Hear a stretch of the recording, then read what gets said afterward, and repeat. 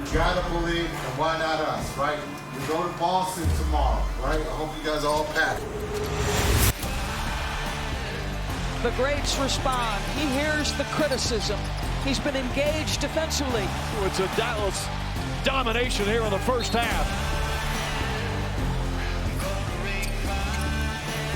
The grit of these Mavericks staring a sweep. Boston's defense tonight just getting absolutely shredded by nearly everyone, led by that guy, Luka Doncic. Mavericks put on an all-time playoff performance in terms of completely dominating a game.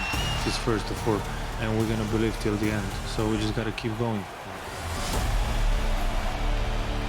It's game day, folks. We have a pivotal Game 5 tonight from Boston on ABC, 8:30 Eastern. The Mavs showed life and then some with a huge lopsided win from Dallas, 122-84. It was the largest win by a team facing elimination in finals history. The C's lead 3-1, and Jason Tatum can hoist his first Larry O'Brien tonight. Talk to me. We would love to win tomorrow more than anything, but if it doesn't happen, it's not the end of the world. We have more opportunities. So just like setting that table of like, you know, don't surrender to that idea that we have to win tomorrow. We would love to, absolutely. But Game 5 is the biggest game of the season because it's the next game on the schedule. Okay. So Jason taking a little bit of the pressure off that Game 5 there. There'll be more opportunities beyond tonight. Stephen A., tell me this. I'll start with you. What do you think would be the biggest reason this final series could reach a Game 6? No production from Jaylen Brown and Jason Tatum. Your two stars have to step up.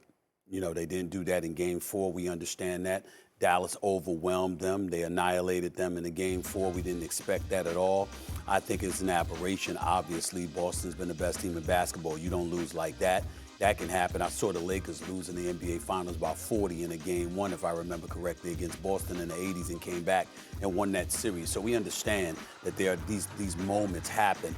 But considering the fact that a Game 6 is back in Dallas, if you're the Boston Celtics, you certainly don't want to find yourself in a situation where Game 6 is forced, because the likelihood is that if it's forced, it's going to be because your two resident stars didn't step up and handle their business. With Porzingis out, Dallas has been driving the ball in the basket. They've been scoring in the paint more over the last 2 games than they did in the first 3. So they're taking advantage of Porzingis, which is why people like myself and others picked the Dallas Mavericks to win this series, because we suspected that Porzingis wouldn't be able to play in this series more than 1 or 2 games and stuff, and that's exactly what has ended up happening. So we'll see, even though we didn't expect Boston to go up 3-0.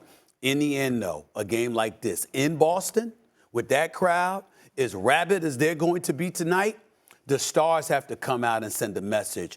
We're not going back to Dallas. And Jason Tatum didn't do that in that press conference interview right there. He didn't do that at all. I'm not saying it's the end of the world, but you don't hear stars talking about if we don't win the game, it's not the end of the world before the damn game happens. You hear that after the game. Yeah. You do not hear that before the game. That was not a good thing, but we'll see whether or not him and Jaylen Brown respond. I'm going to go Kyrie. Now, look, I come into this expecting Luka to have same sense of urgency defensively and his temperament, like Wendy, like you said, and Get Up, his temperament being at the point where he's not complaining, whining, doing all the extra stuff. He's staying engaged in the play. Okay. But I think this has a chance to be Kyrie's biggest game of his career. Now, I say that understanding that Game 7, he made that shot with Cleveland. It was incredible. Right. But coming into this game, the baggage that he has in that arena, the baggage that he has with the fan base, seeing that Luka has been able offensively to be there. And the first 2 games, the way they were for Kyrie, it even seems in all these days leading up to Game 5, like the little comments, even though Kyrie's being reflective around it being a cult. Yes, it is a cult. They're the Boston Celtics. They have 17 championships. They are an avid fan base. Yeah. If him talking about it wasn't really that loud in the arena after Game 1, it still seems like this is something that he's dealing with, these demons from the past. Like they're in his head a little bit. And if Kyrie's able to get over that in a Game 5 and step up and play alongside Luka, That's the reason why I think he gets to a game 6 in Dallas. I think it goes back to the Celtics beating themselves. I don't know if the Mavericks will beat the Celtics on their own home floor. For me, it's not the superstars not showing up. It's the Celtics as a whole not hitting threes. Because what have we talked about with this Celtics team throughout the season? They live and die by the three-point shot. We have seen them in multiple series. When they lost to Miami at home, they did not shoot the three well. When they lost to Cleveland, they did not shoot the three well. Even in game 2 in this series, they were 10 of, 39 from three. They were 25% from beyond the arc. The Mavs just couldn't take advantage of that. I think it would be the Celtics hurting themselves. They were 14 of 41 from three. That too. Game 2 at home, they struggled hitting threes. They were 25% at home. So I think it comes down to knocking down threes because they live and die by it. It's not like they're going to stop taking them. If they're not hitting threes, I think they'll lose tonight. It was a series shift in 3 and 4 compared to 1 and 2. Dallas very easily could have won game 3. Yes. They blew them out in game 4. What was the difference in those two games? No Porzingis. And especially in game 4, Derek Lively. Derek Lively is a huge factor for the Mavericks. He has been reanimated these last 2 games. Back-to-back double-doubles, was awesome running the floor. The Mavericks completely dominated that game in the paint. What's the difference? No Porzingis. Yeah. So what I wonder, and I'm sure Porzingis will be listed as available tonight because he was listed as available for game 4. Mm-hmm. What they can use him for. Now, just because he's listed as available doesn't mean he's getting 25 minutes. That's correct. Does he play 5 minutes? Does he play 10? Does he play none? Mm-hmm. That, to me, if you're Dallas, you're saying, where are we getting traction? They're out-rebounding them since Porzingis went down. They're killing them in the paint. Lively is back. That is a basis of which you can say we're building something tangible if you're Dallas. If you're Boston, do you risk putting him out there? Yes. So yeah, game 5 to win it. Or do you try to save him in case it no, was you put a 6-7 situation? you put him out there to try to close this out in 5. Tomorrow's not guaranteed. I mean, we say that about life. It's also applicable to sporting events. Yeah. Tomorrow's not guaranteed. You can't sit up there and find yourself. You can't take for granted the opportunity that's available to you. And that's why I go back to the Jason Tatum, Jaylen Browns of the world. Jason Tatum is shooting 29% from three-point range in this NBA Finals series. It matches what he's done throughout the postseason from three-point range. And right now, it's considered the worst in like postseason history. Because he takes so many of them. Exactly. Yeah. And so you look at it, it's the worst three-point percentage in a single postseason in NBA history.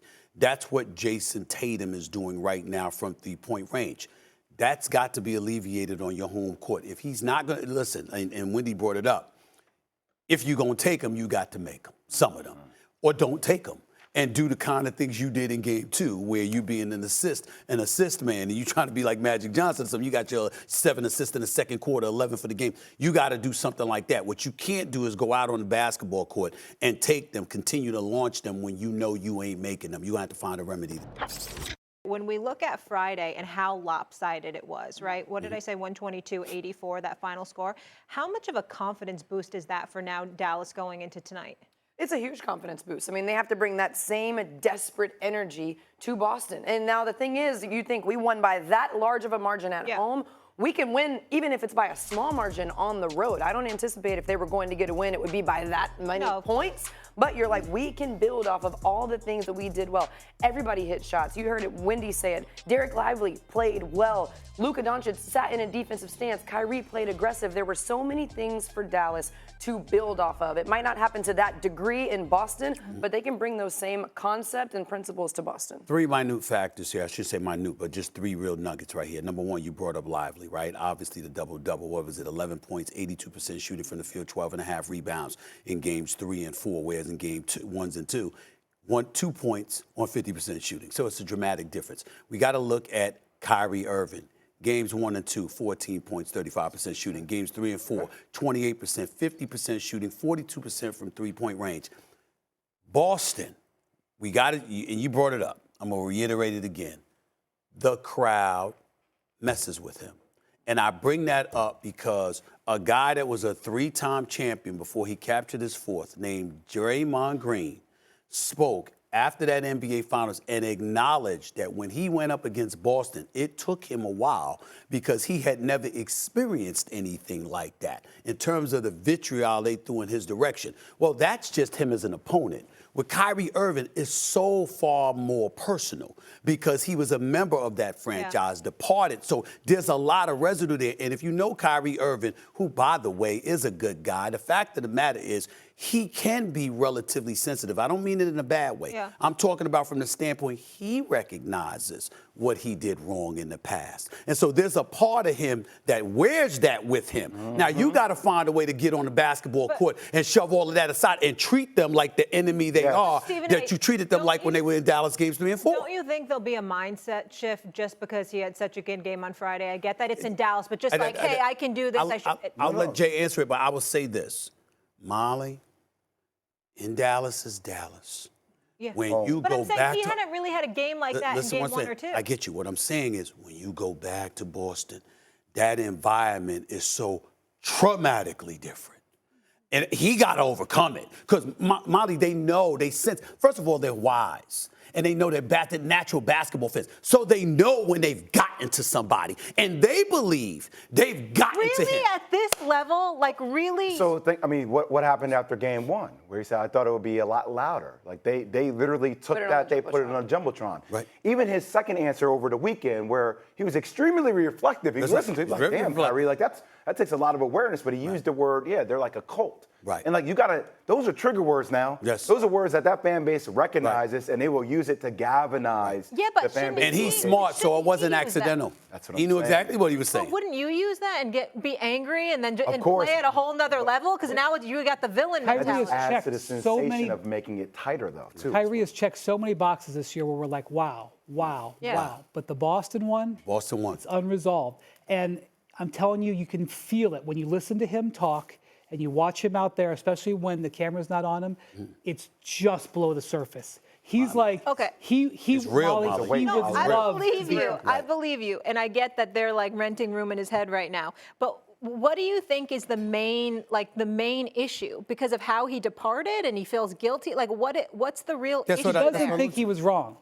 He thinks he's wronged. He doesn't mean he doesn't feel like he made mistakes. He's acknowledged that. Yeah. But he feels like he was wronged in a certain way. So because it's a narrative that he doesn't believe that he has said, I will tell the story someday. They're not coming in. I'm going to go to you, Andre. They're not coming to him, Molly, because you're just some basketball player we want to see go down. They're coming at him in a way where you've betrayed us. You've turned your back on us. Yeah. And they find ways to egg you on. I'll compare it, Jay will appreciate this. I'll compare it in an elevated way to the kind of stuff that happens with Duke. Remember decades ago, Molly, there was a guy older than Polynese. I ain't throwing no shade on him, but, he got himself in trouble with, at a record store, whatever he told record. The Duke crowd threw records on the court. They threw records. I mean, they find ways to mess with you. Boston. Some people show up more, like a Kobe Bryant, who is his favorite player, who he had a great relationship. Some people handle it better. He has to show he can handle. Kyrie can handle anywhere else. The one place he hasn't proven he can handle it is Boston, and they know it. It's also a place he avoided playing at for a certain amount of years also. He didn't play in some of those games when he had opportunities to play in Boston when he was with a different team. Like, sometimes it takes time to get used to that environment. And there were years and seasons where he could have given himself a little more experience being back there, and he didn't do that. Might regret it now, but that didn't happen. You also have to think, too, and I don't know who said this on Get Up, but I thought it was a great point.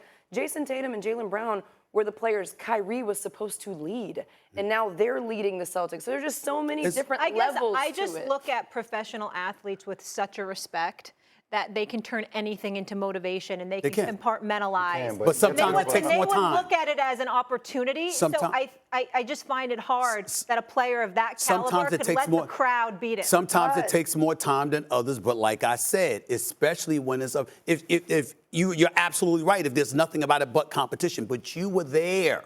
And you walked away. You remember when LeBron went back to Cleveland? One of LeBron's shining moments. He goes back to Cleveland for the first time. You got security everywhere, cops everywhere, everybody. It was madness, okay? They're down 27.